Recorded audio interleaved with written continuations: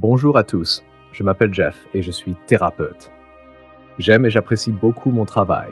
Oui, je suis aussi marié à une femme belle et intelligente et je ne veux pas qu'elle ait des difficultés. Cependant, il y avait un problème.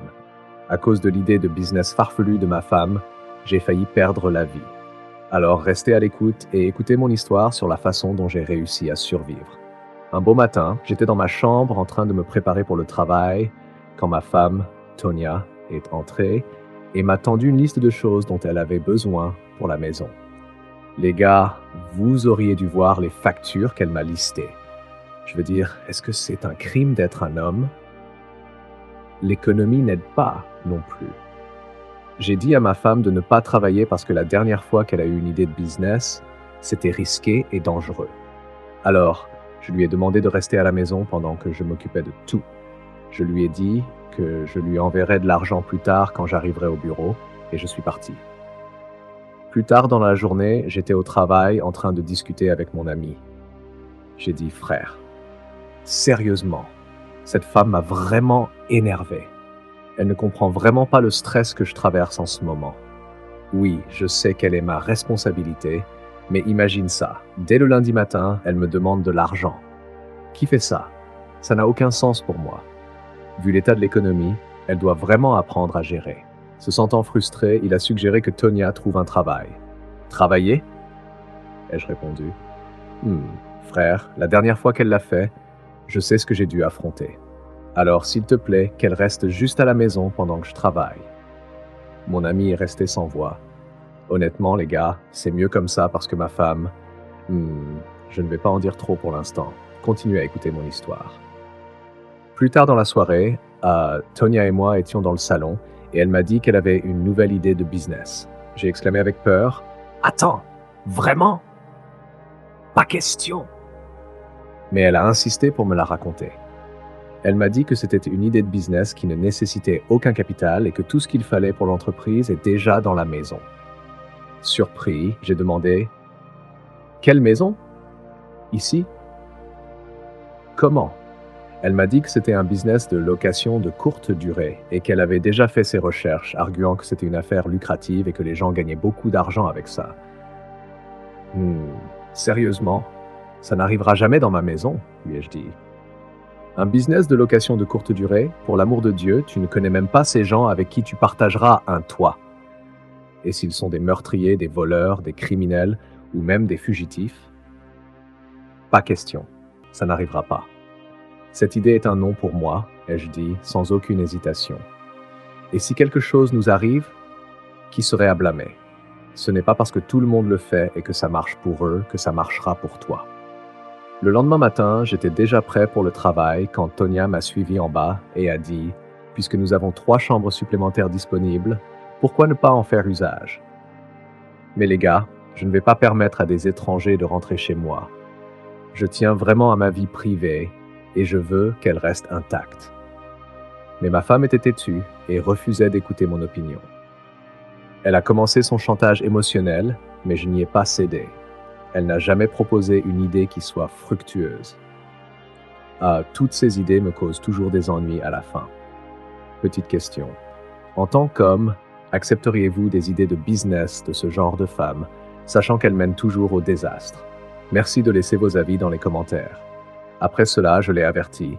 Je ne veux voir aucun étranger dans ma maison, sinon tu devras partir. Puis je suis parti. Plus tard dans la soirée, Tonia et moi étions dans le salon en train de dîner. Mais j'ai remarqué qu'elle ne mangeait pas. Je savais déjà quel était le problème. Les femmes, elles sont vraiment des créatures merveilleuses. Quand Dieu a dit qu'elles sont les vases plus faibles et que nous devrions les traiter comme telles, il ne s'était pas trompé. Je lui ai dit que si nous allions faire ce qu'elle voulait, nous devrions établir quelques règles que les invités devraient suivre. Elle était tellement excitée et semblait comblée quand elle a accepté mes conditions. Alors qu'elle était sur le point de partir, je l'ai arrêtée et lui ai demandé si elle avait pensé aux risques impliqués. Mais les gars, elle ne se souciait vraiment pas des risques. Elle m'a assuré que ce serait un business que j'aimerais. De toute façon, ai-je dit, si c'est ce qu'elle veut, c'est bon. Au moins, j'ai fait ma part en tant que mari attentionné, donc Personne ne pourra me tenir responsable si quelque chose tourne mal. Elle m'a ensuite dit qu'elle avait déjà ouvert le compte professionnel et qu'elle attendait juste mon approbation, ce qui m'allait choquer. Waouh! Je l'ai laissé choquer. Waouh! Je vois qu'elle est vraiment sérieuse après tout. Elle a même ouvert le compte et m'a donné une tâche à faire, mais me demandant de prendre des photos des chambres pour qu'elle puisse les télécharger sur le site. Pas encore. Comment suis-je censé faire ça? Je veux dire, c'est pas mon travail, c'est le sien. Ma femme sait toujours comment m'avoir, et je dois admettre que c'est mignon. La nuit suivante, j'étais dans la chambre en train de travailler sur mon ordinateur portable quand ma femme est entrée et m'a dit qu'elle était inquiète. Depuis le lancement du business, elle n'avait pas réussi à obtenir un client, et depuis qu'elle avait téléchargé les photos, une seule personne l'avait contactée, et seulement pour une nuit. Waouh, quelqu'un a déjà appelé? Je pense que c'est un bon signe, ai-je dit. Puis elle m'a dit qu'elle l'avait refusé. Pourquoi as-tu fait ça? Ai-je demandé, surpris. Elle a répondu qu'elle avait refusé la personne parce qu'il ne réservait que pour une nuit, ce qui n'était pas rentable pour elle. Tellement hilarant, j'ai ri. Je me suis levé, je me suis approché d'elle et j'ai commencé à la conseiller. Mon amour, tu sais qu'on peut accepter cette nuit-là, le laisser venir et repartir, puis en 2 heures, la personne suivante peut arriver. Tu auras ces 2 heures pour remettre la chambre en ordre avant que le prochain invité arrive. Pense-y de cette façon. Plus il y a de gens, plus tu gagneras d'argent, ai-je partagé, la laissant étonnée par mon idée fabuleuse. Elle m'a remercié pour ça. Quelques jours plus tard, j'étais dans le salon en train de travailler sur mon ordinateur portable quand ma belle femme est descendue, excitée par l'invité qu'elle attendait. J'étais tellement heureux pour elle car elle avait enfin obtenu son premier client. Peu de temps après, nous avons entendu frapper à la porte et elle est allée ouvrir. Le client est entré et je l'ai rapidement salué. Mais d'après l'expression de son visage, je pouvais dire qu'elle serait une cliente difficile pour Tonia. Bon, ne jugeons pas trop vite, faisons d'abord connaissance avec elle. J'ai continué à travailler pendant que Tonia partait montrer la chambre à son invité. Plus tard dans la soirée, j'étais dans la chambre avec Tonia et elle m'a raconté ce que son invité lui avait fait. Je veux dire, elle vient juste de commencer ce business et elle est déjà stressée. Elle a essayé de me faire comprendre que son invitée était malpolie et arrogante et qu'elle ne pouvait vraiment plus le supporter. Les gars, aidez-moi. Que dois-je faire maintenant? J'ai rapidement trouvé une excuse pour l'inviter, disant que peut-être elle était de mauvaise humeur ou qu'elle traversait une période difficile. Mais devinez quoi? Ma femme a quand même trouvé à redire à ce que j'ai dit, croyant que je soutenais l'invité. Je suis juste fatigué. C'est trop tôt pour tout ça. Elle doit vraiment s'y habituer puisqu'elle a choisi ce business elle-même et je l'avais même prévenue à l'avance de se préparer à recevoir des clients comme celle-ci, voire plus difficiles encore. Quelques jours plus tard, j'étais au travail quand j'ai reçu un appel de ma femme, Tonia, me demandant de rentrer à la maison. J'étais tellement surpris de l'entendre paniquer, pensant qu'elle était en difficulté. Je suis rentré en toute hâte et je l'ai trouvée assise sur le canapé, l'air tellement effrayé. Elle m'a rapidement serré dans ses bras et a commencé à me raconter comment l'homme qui était venu dans notre appartement avait l'air tellement différent de ses photos. Ce qui l'avait vraiment effrayé, c'est qu'il n'arrêtait pas de dire qu'il voulait juste se reposer. Elle était convaincue qu'il était un fantôme agité, ce qui m'a laissé curieux. Je lui ai dit qu'il est possible que les gens aient l'air différents sur leurs photos. Les gens changent de look tous les jours. Il a dû simplement changer d'apparence. Quoi qu'il en soit, je suis juste content que ma femme aille bien. C'est ce qui compte le plus. Quelques semaines plus tard, ma femme a accueilli un autre invité. Et cela me peine d'être pris dans tout ce stress et ce drame. Ce matin même, j'étais dans la chambre quand Tonia, ma femme, est entrée et a commencé à se plaindre de son invité, qu'elle disait être irrespectueux, impoli et bruyant. Honnêtement, je ne sais plus quoi faire. C'est elle qui a proposé ce business, et maintenant, c'est elle qui se plaint. Je ne la comprends vraiment pas, mais je ne peux pas abandonner ma femme. J'ai dû continuer à l'encourager à supporter cela, en lui rappelant que tout cela fait partie de la gestion d'une entreprise. Quelques jours plus tard, un nouveau client est venu à notre appartement pour louer une chambre pour quelques jours. Je l'ai accueilli lui ai donné quelques règles à suivre et lui ai dit de ne pas hésiter à me faire savoir s'il avait besoin de quoi que ce soit. Il semblait d'accord. Alors je l'ai conduit à sa chambre. La semaine suivante, je suis rentré dans mon appartement et j'ai rencontré l'un des clients de Tonya. Nous avons échangé des salutations et elle s'est présentée sous le nom de Kayla. Je ne sais pas pourquoi, mais j'ai ressenti une connexion immédiate avec cette cliente en particulier. Je lui ai dit que si elle avait besoin de quoi que ce soit, elle n'avait qu'à nous le faire savoir. En la regardant, les gars, elle semblait si calme et douce. Sans sauter aux conclusions, mais c'est la meilleure cliente que nous ayons eue jusqu'à présent. Après cela, je suis monté à ma chambre. Plus tard dans la soirée, j'étais dans le salon en train de travailler sur mon ordinateur portable quand Kayla est entrée. « Hé, que fais-tu ici ?» ai-je demandé. Elle m'a dit qu'elle ne se sentait pas endormie et qu'elle était venue dans le salon pour regarder des films. Mais comme j'étais là, elle allait partir. Je l'ai arrêtée et lui ai dit de ne pas s'inquiéter, qu'elle pouvait rester. Elle s'est assise pour regarder ses films pendant que je continuais mon travail. Le lendemain matin, j'étais sur le point de partir au travail quand Kayla est sortie, habillée pour le travail, je suppose. Elle m'a demandé si je pouvais la déposer à son destination. Les gars, c'est une âme si incroyable et elle n'a causé aucun problème.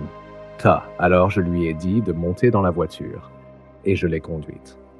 En chemin, nous avons discuté et parlé comme si nous nous connaissions depuis des années et j'appréciais vraiment la conversation jusqu'à ce que nous arrivions à son destination. Elle est sortie de la voiture et je suis parti. Plus tard dans la soirée, Kayla et moi étions tous deux dans le salon en train de boire ensemble. Curieux de savoir pourquoi elle était venue chez nous pour son court séjour, je lui ai posé la question. Au début, elle ne voulait rien dire. Peut-être qu'elle ne me considérait pas comme une personne de confiance. Je lui ai assuré que son secret était en sécurité avec moi.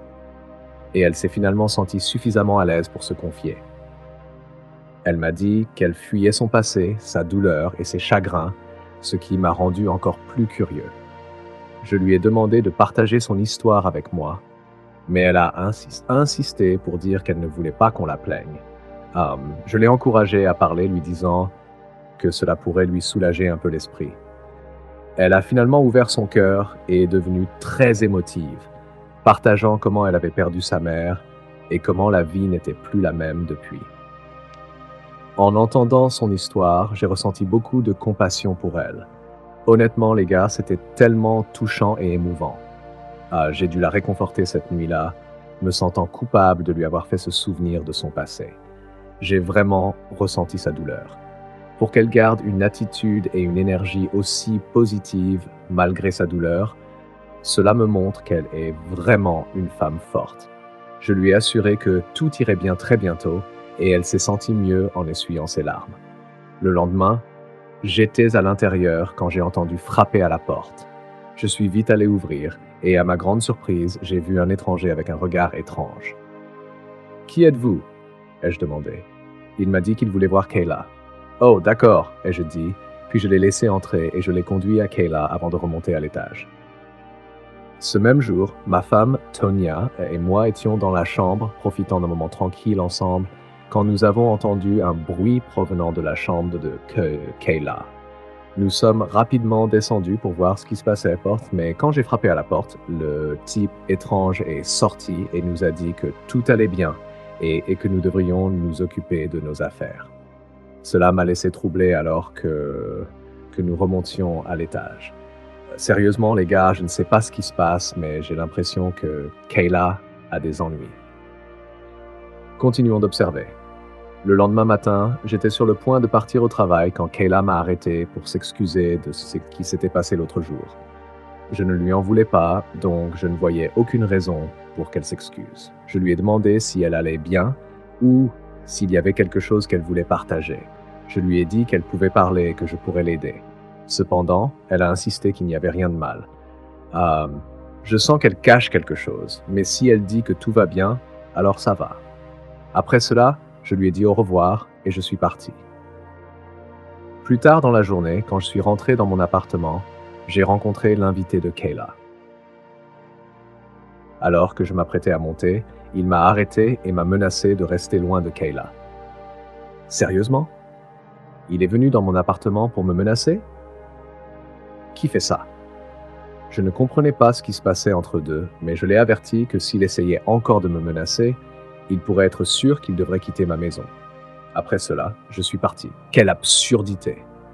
Le lendemain, je suis allé voir mon ami pour discuter de ce qui s'était passé chez moi. Frère, cette fille a besoin d'aide, ai-je dit. Je le vois dans ses yeux. Elle veut dire quelque chose, mais elle a trop peur. J'aurais aimé pouvoir l'aider.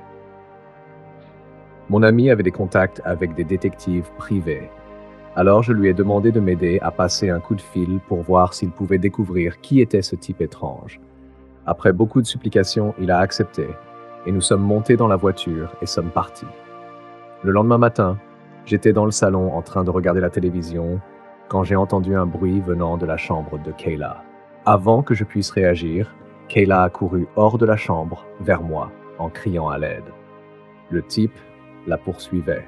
« Hé, arrêtez-vous là !» lui ai-je crié. Je lui ai dit que s'il voulait l'atteindre, il devrait d'abord passer par moi. Je lui ai ordonné de quitter ma maison, mais avant que je ne puisse dire un mot de plus, il m'a frappé au visage et j'ai perdu connaissance. Plus tard dans la journée, je me suis réveillé attaché dans la cuisine. Quand ma femme Tonya est entrée et m'a vu, elle était choquée. Ils avaient attaché ma bouche et je marmonnais. Elle a rapidement enlevé le tissu de ma bouche et m'a détaché. Je lui ai dit que c'était ce type étrange qui m'avait fait ça. Elle m'a immédiatement emmené à l'hôpital. Honnêtement, les gars, j'essayais juste d'aider et maintenant regardez où mon aide m'a mené. S'il vous plaît, connaissez vos limites avant de défier qui que ce soit, sinon vous pourriez finir comme moi. Plus tard, mon ami m'a donné des nouvelles sur qui était vraiment Kayla et ce type étrange. Ils étaient des fugitifs. La police les recherchait pour le meurtre d'un homme qui se trouvait être le frère de Kayla. D'après l'histoire, son frère aîné était violent et elle essayait de se défendre quand son petit ami, le type étrange, est intervenu et l'a aidé à se libérer en tirant sur son frère. Malheureusement, il n'a pas survécu et c'est pourquoi ils ont pris la fuite. Maintenant, je comprends quand elle a dit qu'elle fuyait son passé. C'est incroyable. J'ai remercié mon ami d'avoir appelé la police à leur sujet. Le lendemain, j'ai été libéré de l'hôpital. Tonya et moi étions ensemble dans le salon et je pouvais voir qu'elle regrettait sa décision. Elle m'a dit qu'elle n'était plus intéressée par cette entreprise. J'étais soulagé, mais ce qui m'a le plus étonné, c'est qu'elle a admis qu'elle avait eu tort et qu'elle avait toujours des idées d'affaires désastreuses. Je l'ai félicitée pour être une excellente hôtesse et une bonne gestionnaire, mais le problème était que cette idée ne fonctionnait tout simplement pas pour elle. Elle ne s'y était lancée que parce que d'autres personnes le faisaient, sans réaliser que ce qui marche pour les uns ne marche pas pour tout le monde. J'ai été clair, plus aucun étranger ne serait autorisé dans notre appartement. Les moments que nous passions ensemble me manquaient, nos instants privés et nos souvenirs précieux. Elle ressentait la même chose. Je lui ai assuré que je lui trouverais un espace à elle, car elle aime faire des affaires et elle pourrait y commencer quelque chose de nouveau. Elle était tellement excitée à cette idée et nous nous sommes serrés très fort dans les bras. Petit conseil, les gars, ne vous lancez pas dans une affaire juste parce que d'autres le font. Assurez-vous de faire vos devoirs, des recherches et des enquêtes pour voir si vous êtes prêt à prendre les risques et les responsabilités. Soyez également innovants. N'oubliez pas que le commerce implique des profits et des pertes, des réussites et des sacrifices. Alors, qu'avez-vous appris de mon histoire? Partagez vos pensées dans la section des commentaires ci-dessous. Merci d'avoir regardé les gars. Veuillez vous abonner à cette chaîne pour plus de mises à jour intéressantes et récentes sur les films nigérians. À la prochaine!